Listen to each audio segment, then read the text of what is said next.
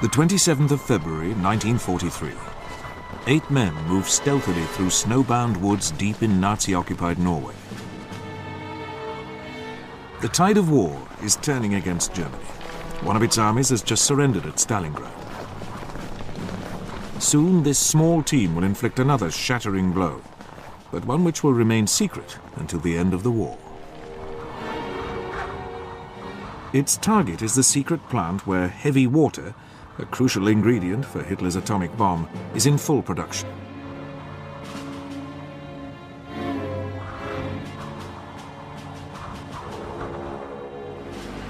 Evading the German guards, the attackers enter the complex.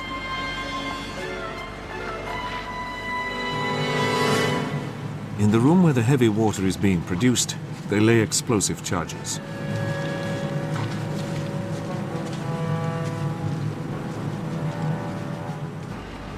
The saboteurs then get away undetected, leaving a British Tommy gun as a calling card.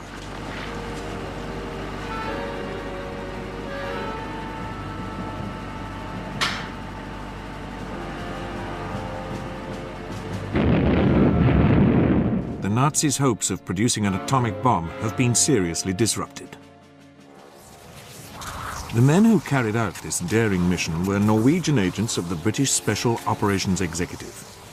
Their raid, and the follow-up to destroy all remaining stocks of heavy water, was SOE's most vital achievement during the war. SOE deployed its agents throughout the countries occupied by German, Italian, and Japanese forces. Their main task was to support local resistance movements and to do everything they could to hamper the Axis war effort. Although they worked in secret, the men and women of SOE and the resistance movements were among the bravest gladiators of World War II.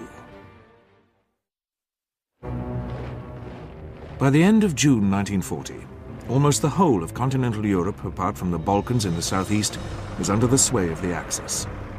Britain and her overseas empire stood alone.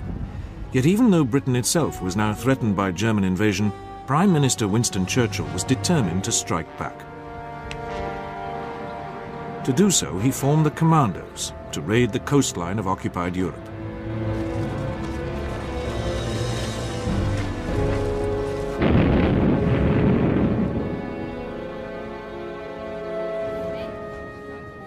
But Churchill also believed that encouraging widespread revolt in the occupied countries would play a vital part in the defeat of Nazism.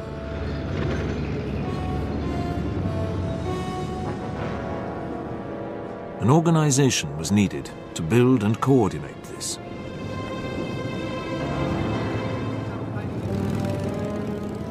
In July 1940, the departments in military intelligence and the War Office, which looked after clandestine warfare, were combined to become the Special Operations Executive, or SOE.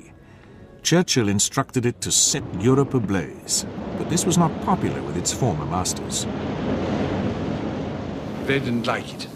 We had been told to set Europe ablaze, and of course what they wanted was complete peace and quiet in the areas where their agents were at work collecting information. The last thing they wanted in any given area was sabotage and something being blown up and tremendous reaction from the Gestapo. SOE's headquarters was set up in an anonymous building in London's Baker Street, and its first battle was to survive the bureaucratic infighting in Whitehall. SOE was basically organized into operations and support departments. The former controlled agents through individual country or region desks, while the latter provided the necessary weapons and equipment. The support department developed its own catalogue. In addition to weapons and explosives, items such as exploding cigarettes, itching powder for German underwear, and even exploding rats could be supplied. The support department was also responsible for forging all the identity cards, passes, ration cards, and other documents without which no one could survive in occupied Europe.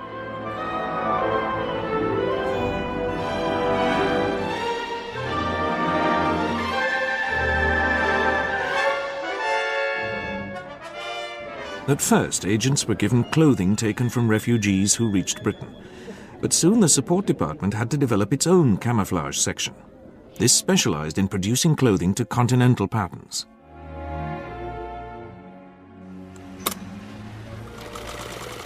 Every detail, such as the alignment of a collar stud hole, had to be correct. Nothing which might betray the origin of an agent could be overlooked. Every article of clothing had to have all English marks removed, including zip fasteners on the flies, because they used to have lightning zip on nearly all of them.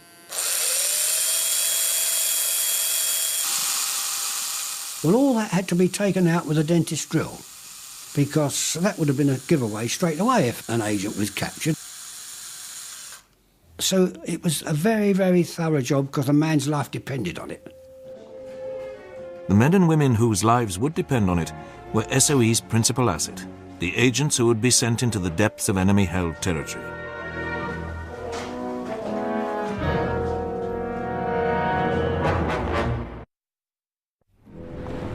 The essential requirement for SOE's agents was obviously that they should be fluent in the language of the country in which they were to work, and have a good knowledge of its ways. But beyond that, the selection procedure was surprisingly relaxed and informal, as Colonel Maurice Buckmaster, who ran F Section, which covered France, explains. Obviously, you put them through a fairly detailed examination of their lives, what they'd done and why they'd done it, and their motivations. A judgment. Then you had to judge on your own. You had to say, I think this chap could do it, or I don't think this chap would do it. To do it, the recruiters were looking for a special type of courage, as Vera Atkins, who worked for F Section, later described. Surviving agents often played down their role. What was very brave and particular to them was to go behind enemy lines in civilian clothes, without any backup, and absolutely on their own. That is where the particular bravery comes in. I never thought of myself as brave particularly. But looking back, I'm amazed the things I did or lived through. I shouldn't have liked myself if I had not done it, I think. It was the only way to get our country liberated. We were all very young, you see, all round about 20 to 30, and full of ideals. That's what kept us going. We had ideals. After selection, agents were trained at a number of secret centres, usually requisitioned country houses.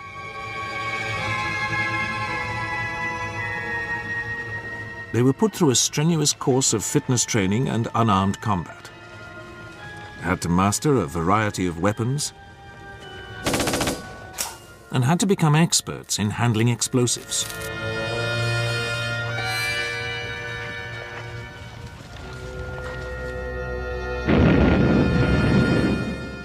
Then agents were given their cover story and new identity, briefed on Axis security methods, and taught how to live and survive in a largely hostile environment. Even the most careful training did not always prepare them fully. I went to Orléans with my reception committee, and that's when I saw my first Germans. I turned round to look at them, and they told me never, ever do that. Never. If the worst happened, agents were trained how to react. If you were caught and being tortured, play for time was the motto, and therefore, using your imagination about what you knew about your circuit and what they were likely to know about your movements, you would try and get 24 hours or longer before they really started bringing the Brouillamp to bear on your privates or whatever. With this chilling reminder of the dangers they faced, the agents were then committed to the field.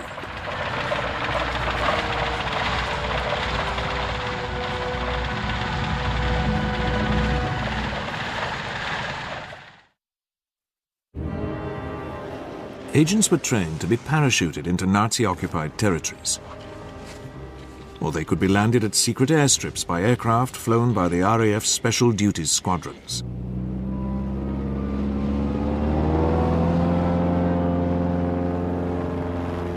Once landed, the job of the agents was to establish and coordinate resistance networks. Francis Cammertz, a former schoolteacher who established a major network in southern France, described what was needed. The network was going to operate against limited objectives, industrial sabotage, attacks on railways, telephone communication, things of this kind, and guerrilla warfare. That meant you had to find your local leader who was trusted by his people. He had to have a team of 15 to 20, perhaps a few more, a few less. He had to have his own parachute ground.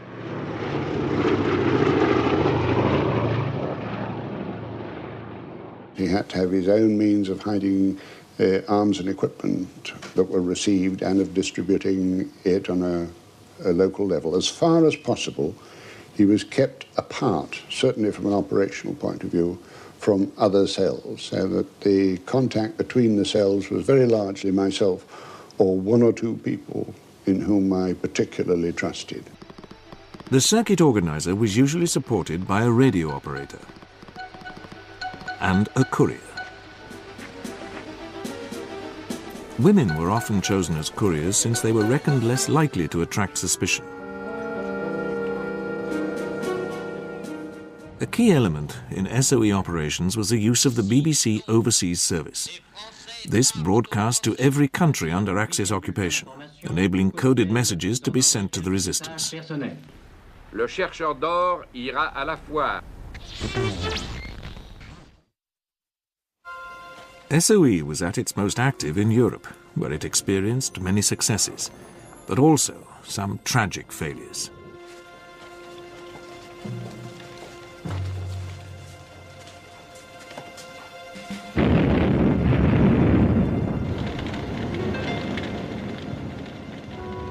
Because of its distance from Britain, Eastern Europe was difficult to support.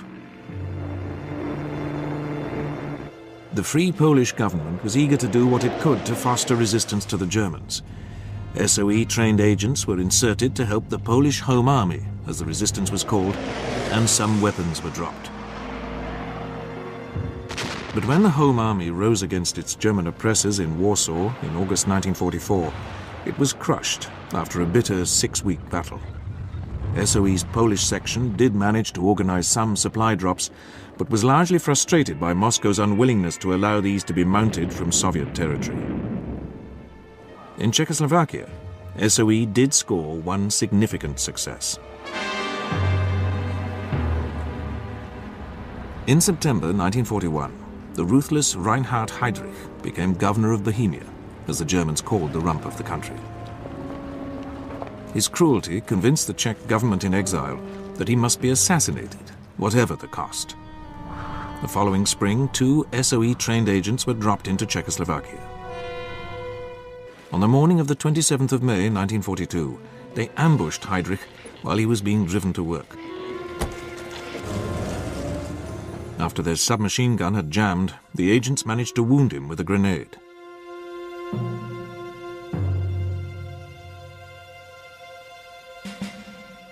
The 2 men were eventually trapped in a church, and after a fierce gun battle, took their own lives, rather than allow themselves to be captured. In the meantime, Heydrich had died of his wounds. The Nazi retribution was horrific. More than 5,000 people were killed, including the inhabitants of 2 villages, Ležáky and Lidice, which were razed to the ground. The slaughter of innocent civilians in revenge for resistance activity was common throughout German-occupied countries. It was a terrible price which often had to be paid if SOE were to set Europe ablaze. In those parts of Europe closer to Britain, SOE could be more active. Small and relatively crowded, Denmark was difficult to penetrate, but from 1943 onwards, resistance became increasingly effective. SOE organized widespread industrial strikes and sabotage, forcing the Germans to keep 5 army divisions in the country to maintain order. These could have been of better use elsewhere. SOE intelligence also enabled RAF Mosquito bombers to make pinpoint raids in support of the Danish resistance. One of their notable successes was an attack on the Gestapo headquarters in the center of Copenhagen. Not only were its records destroyed, but several imprisoned Danish resistance members were able to escape.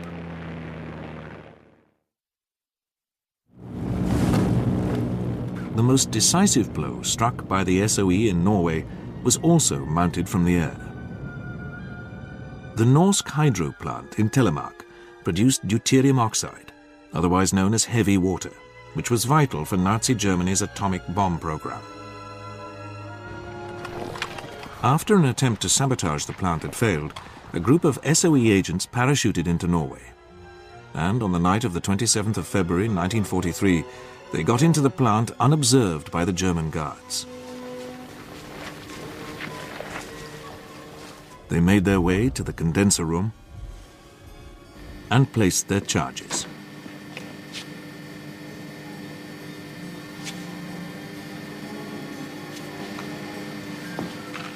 The fuses were lit, and the raiders made good their escape.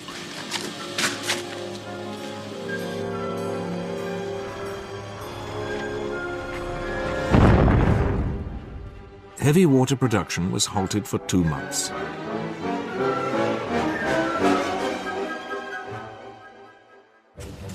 The SOE raiders withdrew into the wilds.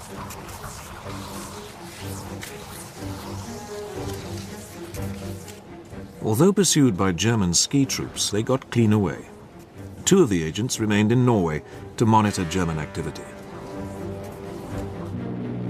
That November, after a US air attack on the plant, the Germans decided to cease heavy water production and take the remaining stocks to Germany. The first stage of the journey involved transporting the heavy water by rail to a nearby lake.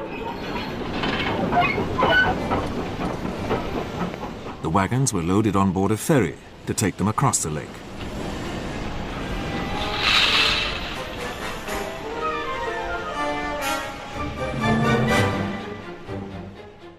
But during the previous night, one of the SOE saboteurs who had remained behind managed to place charges aboard the ferry. Even though civilian casualties were likely when they exploded, the Norwegian government in exile had decided that the attack must go ahead. Once the ferry reached the center of the lake, the charges detonated.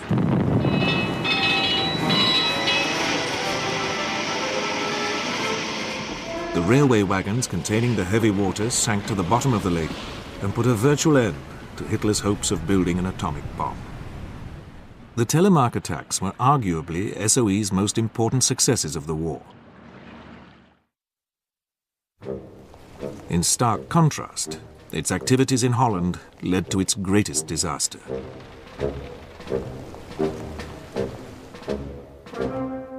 This began in the late summer of 1941, when an agent was arrested and a large number of SOE cipher messages seized. The Germans were able to begin breaking the SOE codes. Then a double agent helped the Germans to penetrate the network in The Hague.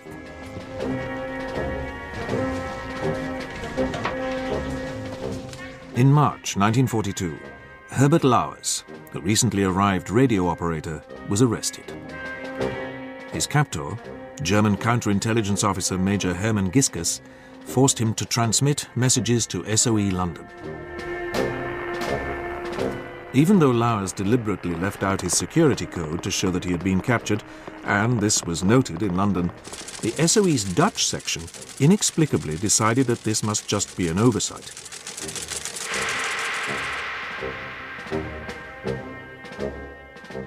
They continued to send out further agents and announce where these would be landed. The Gestapo were waiting for them.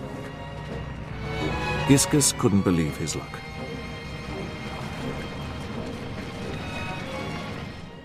The Englandspiel, or England game as he called his operation, continued for 20 months. 61 agents were caught, most of whom were shot. It was not until November 1943 that London finally realized what was happening.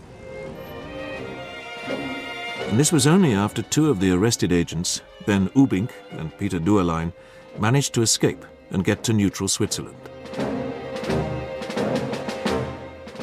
Once there, they went to the British Embassy and revealed the whole disastrous story. Although SOE did send further agents to Holland, its relations with the Dutch resistance had been badly damaged. No convincing explanation for this tragic lapse in security has ever been put forward.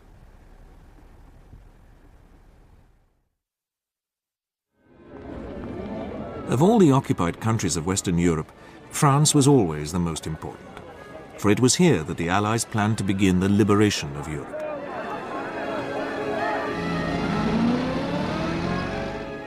Ever stronger German defences meant that this would be an enormously risky task, one in which the French resistance could play a vital role.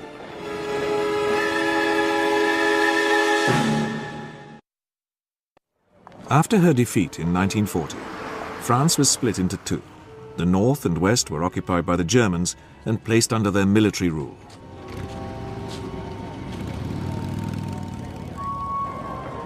The remainder of the country had a degree of autonomy under the Vichy regime of Marshal Philippe Pétain. It was somewhat easier for SOE to operate here. Even so, double agents and the hated Vichy police force, the Milice, were a very real threat. The latter had no compunction in arresting fellow countrymen suspected of resistance activity. All over France, industry was devoted to the Nazi war effort, and this gave SOE one of its greatest opportunities. Attacks on industrial targets by RAF Bomber Command were proving disastrously inaccurate and causing widespread civilian casualties. SOE suggested a coordinated campaign of sabotage against specific targets. A typical case was the great Le Creusot weapons factory in eastern France near the Swiss border. In the summer of 1943, two agents, Raymond Basset and André Jarreau, who had been recruited locally, were parachuted back. Jarreau later explained their aim. I wanted to attack factories, but not to destroy the factory or its workers. I wanted to destroy the factory's means of production, electric transformers, turbines, motors. They would repair them, and I would destroy them again. I was pleased to do my duty.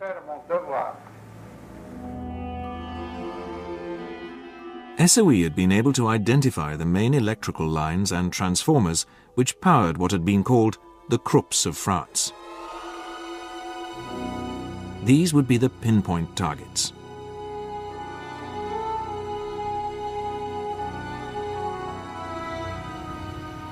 On the night of the 31st of August 1943, Basset and Jarreau moved into action. The transformers, several in remote areas, were unguarded. Magnet bombs with time fuses were put in position.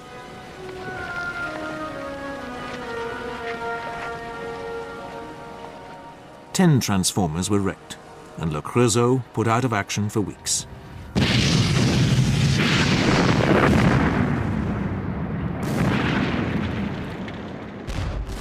A similar operation was suggested by Harry Ray after he watched the Peugeot vehicle factory being bombed unsuccessfully. So I then went to Peugeot's, got in touch with Rodolphe Peugeot, and said, look, wouldn't it be much more sensible if we did the sabotage on the ground and arranged for the RAF not to come again? He said, fine, yes. He said, I'll put you in touch with somebody who will put you in touch with somebody who will get you into the factory to see about the possibility of sabotage. And after that, I never went in again. There was a small team that organized itself of perhaps half a dozen people, and I provided them with the explosives, mainly the magnet bombs that you could just put onto a machine, and then with a time fuse, arrange for it to go off half an hour, 2 hours later. Similar action could be taken to disrupt the transport system.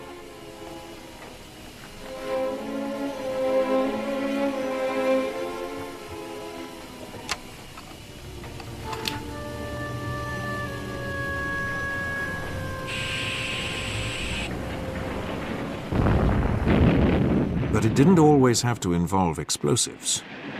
Pegleg used to change the way-bills on these wagons, and so a chap who was hoping to get his sulfuric acid, say, to Lorient for submarine batteries, it might turn up in Amiens at fighter aerodrome where they were expecting variable pitch propellers or something, you see, or carburetor parts or God knows what. And the buggeration of that and the frustration is monumental, and how to trace it is very, very difficult. Oh, Peg Leg never got caught. The growing number of SOE networks all over France provided valuable intelligence about the position of German units and kept watch on the building of German coastal defences, Hitler's much vaunted Atlantic Wall. For ultimately, all resistance activity was directed towards preparing for the liberation of France and Europe. Typical of the SOE agents operating in France was Odette Sanson, a French girl married to an Englishman. Although she had 3 young daughters, Odette had been appalled by the defeat of her country and volunteered for SOE. She was taken by boat from Gibraltar to the French Riviera, which was then under Vichy control, and landed there at the end of October 1942.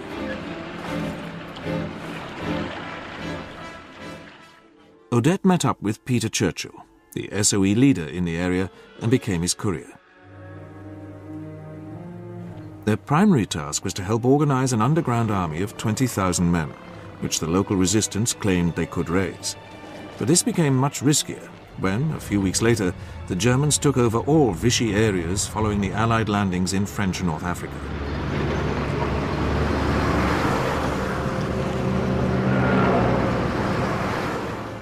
Hugo Bleicher, a German counterintelligence officer, was able to infiltrate the local resistance network. He took advantage of loose talk to locate and arrest Churchill and Odette in spring 1943. The 2 SOE agents were taken to Paris, where Odette survived months of excruciating torture at the hands of the Gestapo, without revealing anything of importance. After the war, she spoke of her experiences. In those places, the only thing one could try to keep was a certain dignity. There was nothing else. And one could just have a little dignity and try to prove that one had a little spirit. And I suppose that kept one going. And when everything was really too difficult, too bad, then one was inspired by so many things, people. Perhaps a phrase that one would remember, that one had heard a long time before, or even a piece of poetry or a piece of music.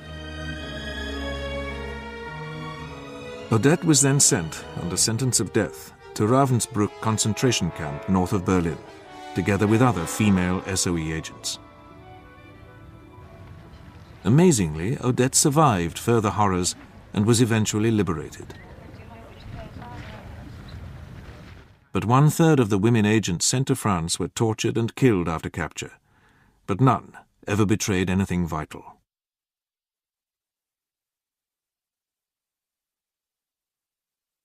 During the second half of 1943, with preparations for the invasion of Normandy underway, SOE support for the French resistance became even more important.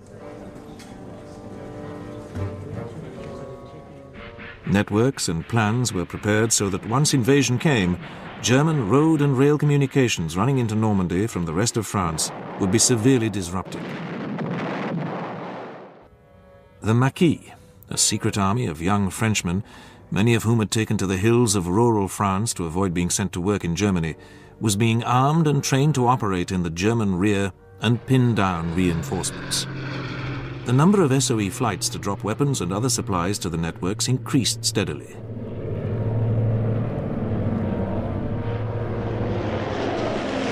But as more and more people became involved in gathering and hiding the supplies, so the opportunities for the Germans to penetrate the resistance grew. By early 1944, many of the key resistance figures in northern France were imprisoned in a jail at Amiens. Unless they could escape, the resistance in the region would be fatally crippled.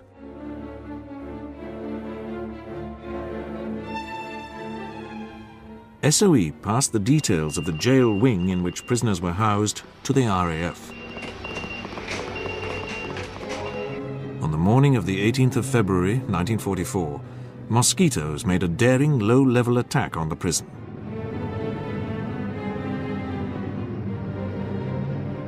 Its walls were breached, enabling 250 prisoners to escape. The resistance networks were functional again by D-Day.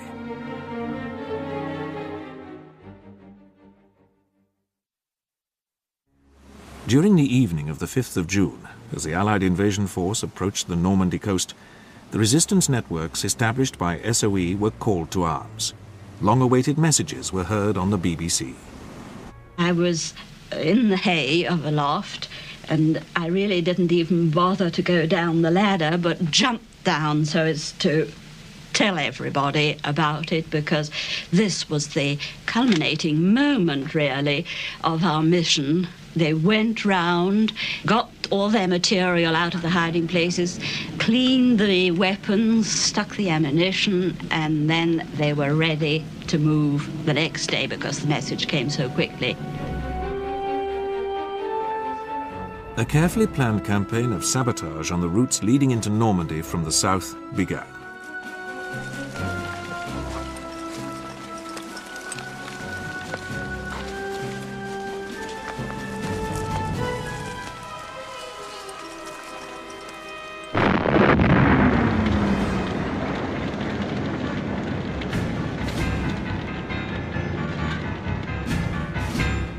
This film, secretly taken by the resistance, shows a German troop train derailed at Champigny, near Paris, and blocking a munitions train in a siding.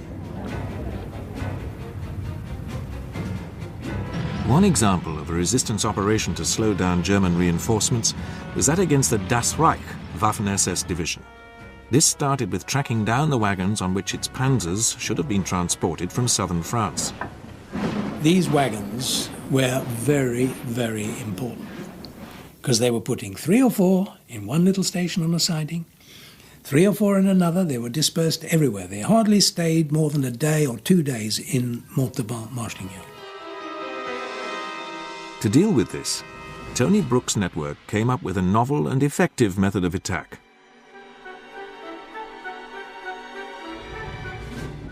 Old Michel converted some grease guns, flattened, made a fishtail at the end, and we mixed salvaged grease with carborundum powder in the garage, had masses of it. And then this was handed out to various people, young people, including one of his daughters, to go round and vaccinate these wagons.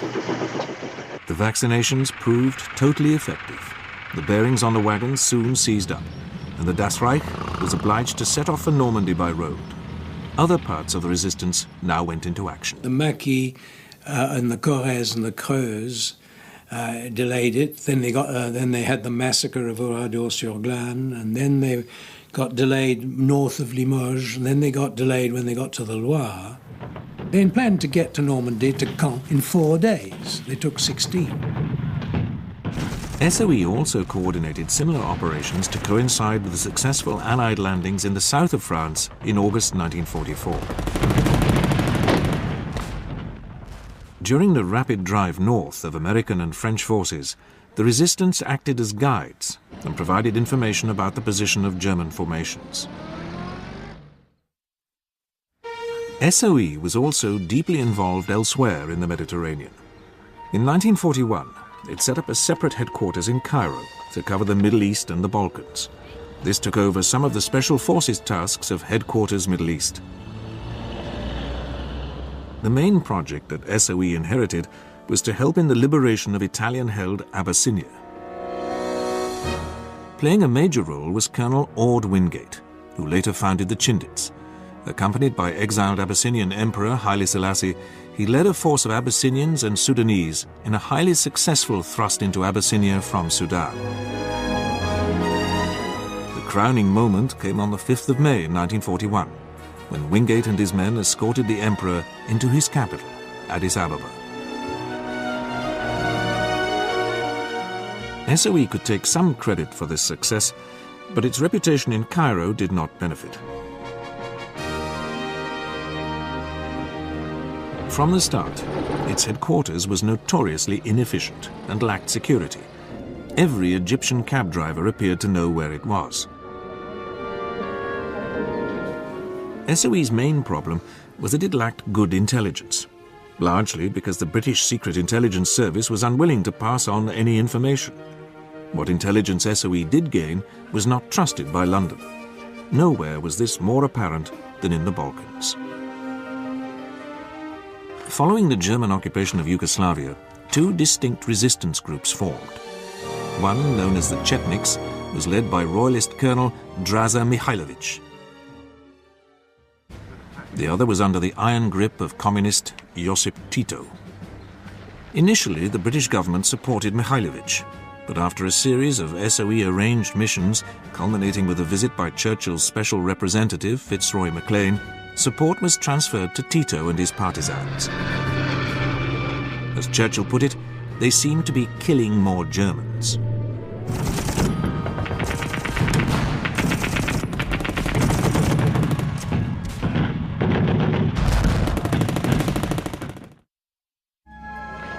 In Greece, too, resistance was fractured, with the communist-backed Hellas movement being rivaled by the anti-monarchist but democratic EDES.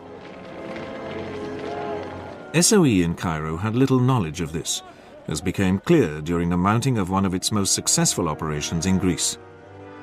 In September 1942, SOE were asked to cut the railway line which ran down through Greece to the port of Piraeus to support the planned offensive by the 8th Army at El Alamein. This had been identified as one of the most important supply routes for Erwin Rommel's Afrika Korps.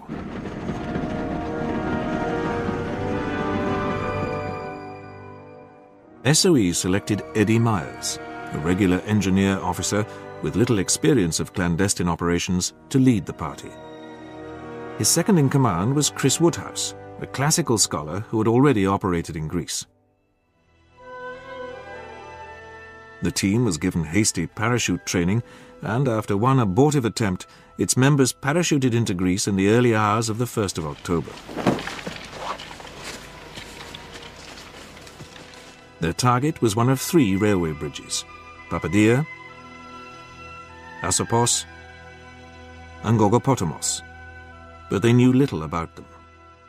Myers and his men were beset by problems from the moment they landed. First, they were supposed to meet an EDES leader called Napoleon Zervas, but he was not there to receive them. They had been dropped in the wrong place. Then one of Myers' 3 4-man teams could not locate the dropping zone and returned to Egypt. Myers sent Woodhouse to find Zervas, giving him 14 days to do so, but this meant passing through territory controlled by Hellas. Given the nature of the terrain, Woodhouse's mission seemed almost impossible. Woodhouse later described the confusions with which he was faced as a result of inadequate intelligence. Zervas was nowhere near the area mentioned in my orders. And more serious still, I was told nothing by SOE or anybody else about the complex political relations and rivalries of the Greek guerrillas, nor even their names, which later were to become so familiar to us. Nevertheless, he found Zervas and brought both his men and the rival local Hellas group back to the base camp. The missing SOE team, which had successfully dropped 3 days later, was also located.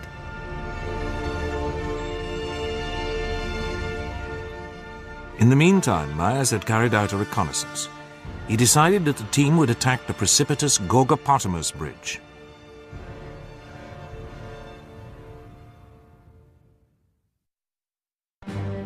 The SOE team and its Greek resistance supporters moved into position at the Gogopotamos Bridge on the evening of the 25th of November. Local villagers helped them transport the necessary explosives to their target, and supply trains chugged overhead as these were put in position.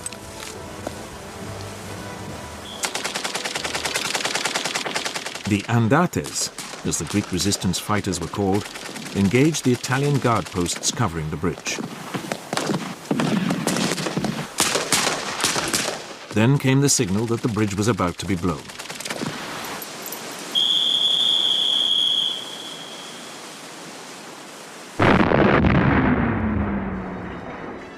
The destruction of the Gogopotamos Bridge was an SOE triumph, not least in getting the rival resistance factions to cooperate. Unfortunately, By then, Rommel had already been driven back from El Alamein. Another blow was that the submarine that was supposed to take Myers and his men back to Egypt did not appear. They were therefore ordered to remain in Greece to provide training for the Andates. In the meantime, Axis reprisals against the local population deterred the Andates from further action against the Germans and Italians. Despite this, in June 1943, the SOE agents did attack another of the railway bridges. This was Asopos, whose position on the side of a steep gorge made it a much more difficult target than the Gorgopotamos bridge.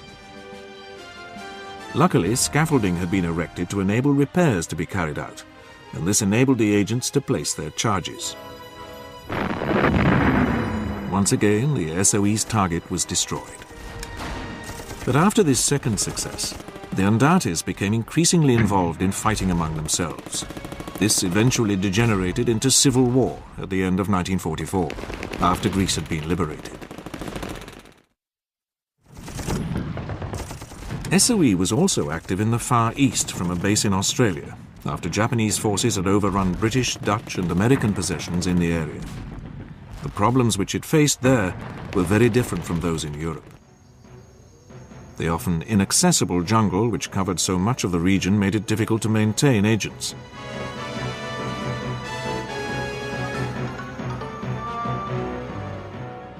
While in the towns and cities, a Western agent stood out like a sore thumb. One very successful operation against Singapore Harbour was led by Captain Ivan Lyon. His group of saboteurs set sail from Australia on Operation Jaywick in a captured Japanese fishing boat in August 1943. After an epic 3-week voyage across 2,000 miles of Japanese-controlled seas, they were able to reach an island off Singapore undetected.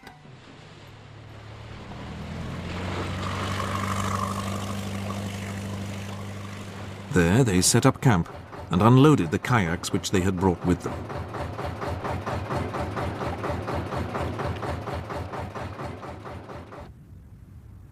On the evening of the 26th of September 1943, 3 kayaks slipped across the channel to the port.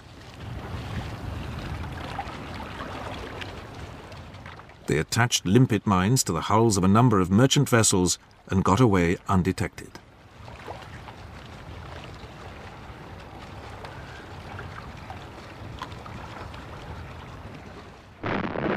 "50,000 tons of enemy shipping had been sunk, but a second attempt a year later was a disaster, with Lyon and all his party either killed or captured by the Japanese and later executed. In Malaya, SOE agent Freddie Spencer Chapman, who knew the country well, was able to set up a resistance network. This was made up of indigenous Chinese, who were keen to avenge the atrocities being perpetrated by the Japanese in China. Spencer Chapman and his men waged a lengthy campaign against Japanese communications in Malaya. Bridges were blown, convoys were ambushed, and large numbers of Japanese troops tied down far from the fighting fronts. In Burma, SOE and its American equivalent, the Office of Strategic Services, made much use of the hill tribes in the north of the country. During the latter stages of the Burma campaign, the tribesmen mounted numerous attacks and ambushes on the withdrawing Japanese, killing some 14,000 of them.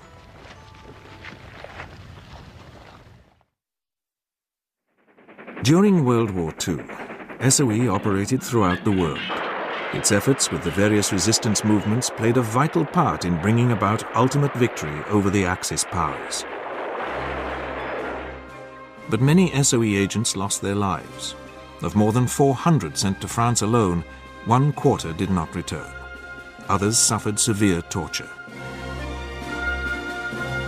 Their contribution was recognized by numerous awards for bravery. Among these was a George Cross, Britain's highest civilian decoration for gallantry, given to Odette Sansom for her exemplary conduct in captivity under extreme duress. The life of the SOE agent was a lonely one, lived amid constant danger. They required a different form of courage from that of the soldier on the battlefield. Nonetheless, they were true gladiators.